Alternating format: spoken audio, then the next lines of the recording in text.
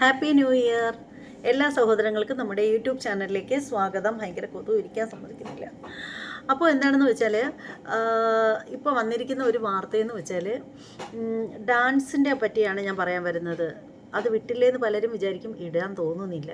ഓരോന്നൊക്കെ അറിയുമ്പോഴത്തേക്ക് അത് നിങ്ങളിലേക്ക് എത്തിക്കണ്ടേ.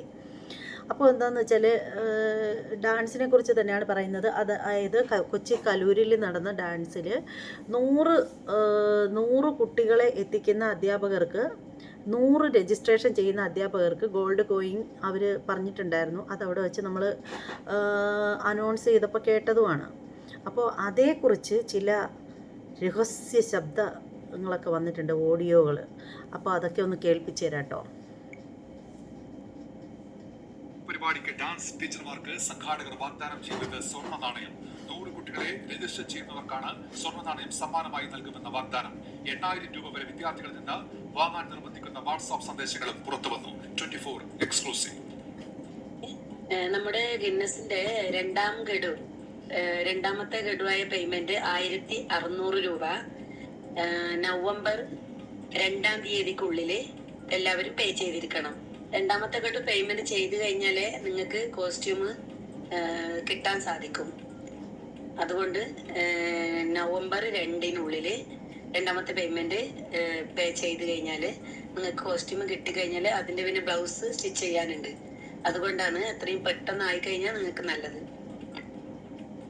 എസ് ശ്യാംകുമാറുണ്ട് വിവരങ്ങളുമായി. ഇപ്പോൾ കൊച്ചിയിൽ നിന്ന് ശ്യാംകുമാർ, ഈ സാമ്പത്തിക കാര്യങ്ങളുമായി ബന്ധപ്പെട്ട കൂടുതൽ വിവരങ്ങൾ പുറത്തു വരികയാണല്ലോ. ഈ കോസ്റ്റ്യൂമിന്റെ പണമാണോ ഇത്, അതോ ഈ നേരത്തെ ഒരു അധ്യാപിക പറഞ്ഞത് ഈ കോസ്റ്റ്യൂം കുട്ടികൾ തന്നെ എടുക്കുകയായിരുന്നു എന്നായിരുന്നുവല്ലോ ശ്യാം?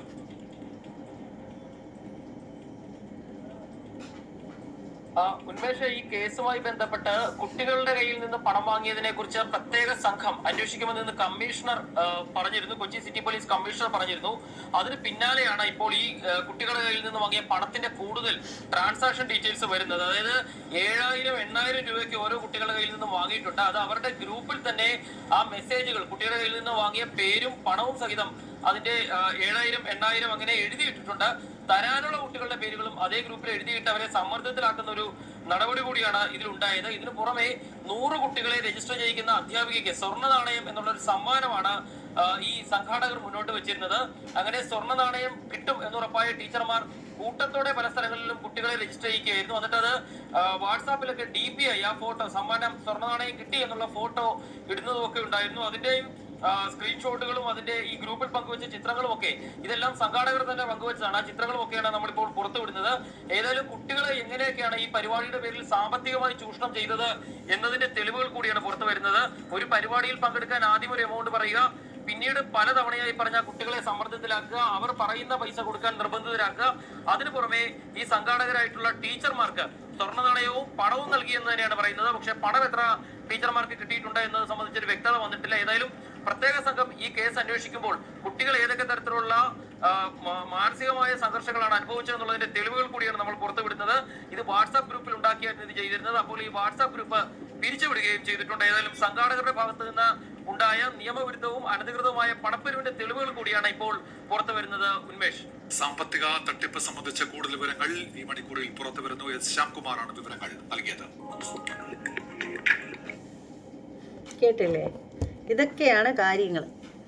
പക്ഷേ ടീച്ചർമാർക്ക് 100 കുട്ടികളെ കൊടുത്ത ടീച്ചർമാർക്ക് രജിസ്ട്രേഷൻ 100 പേരെ ചെയ്ത ടീച്ചർമാർക്ക് ഗോൾഡ് കോയിൻ എന്നൊക്കെയുള്ള കാര്യങ്ങൾ അവിടെ ചെന്നപ്പോൾ ഞങ്ങൾക്ക് മനസ്സിലായി. അങ്ങനെ അറിയാനും പറ്റി. നമ്മുടെ ടീച്ചർക്കും ഉണ്ടായിരുന്നു, കൊടുത്തിട്ടില്ല, അവിടെ വെച്ച് കൊടുത്തിട്ടൊന്നും ഉണ്ടായിരുന്നില്ല.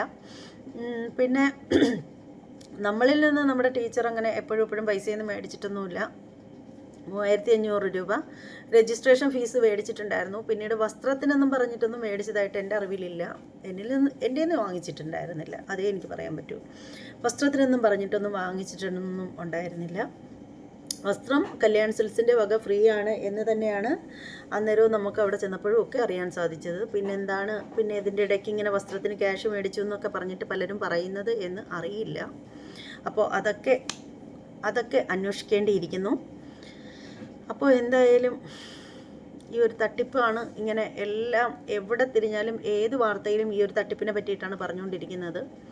ഞാൻ അറിയുമ്പോൾ ഞാൻ അതേക്കുറിച്ച് എൻ്റെ ചാനലിൽ വീഡിയോ ഇടും. താല്പര്യമുള്ളവരൊക്കെ കേൾക്കുക, കാണുക. കാരണം എനിക്ക് ഇതിനെപ്പറ്റി വീഡിയോ ഇടാതിരിക്കാൻ കഴിയില്ല. കാരണം ഞാനും അവിടെ പോയ ഒരു പാരൻ്റാണ്. ഞാൻ എൻ്റെ മകളെയും കൊണ്ട് പോയതാണ്. ഒരുപാട് താല്പര്യത്തോടു കൂടിയാണ് പോയത്. കാരണം ഒരുപാട് ആഗ്രഹത്തോടു കൂടിയാണ് പോയത്. നല്ലൊരു കോമ്പറ്റീഷൻ ആയിരിക്കും എന്നുള്ളൊരു വിശ്വാസത്തിലാണ് പോയത്. അവിടെ ചെന്നപ്പോഴത്തേക്കാണ് ഒരു കോമ്പറ്റീഷനും ഇല്ല, ഒന്നുമില്ല. ദിവ്യ ഉണ്ണിക്ക് ഇത് കൊടുക്കാൻ വേണ്ടിയിട്ടുള്ളൊരു മത്സരം മാത്രമായിരുന്നു അത്.